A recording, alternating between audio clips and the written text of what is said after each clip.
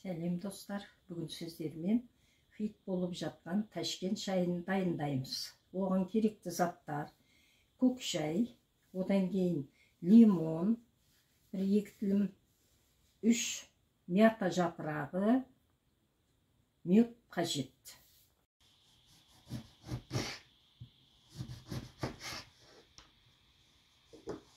Енді шайымызды демлейміз. Суымызды қайнатып қойдық.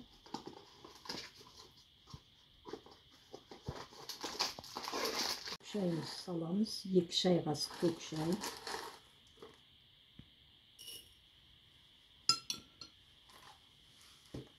Артынан 2 тілім лимон. 3 мята жапырағы. Енді қайнаған суымызды құямыз.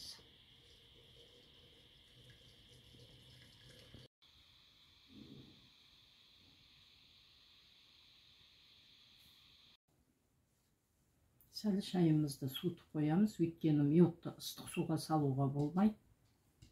Енді үлкен 1 қасық табиғи медімізді салып араластырамыз. Енді іше беруге болады.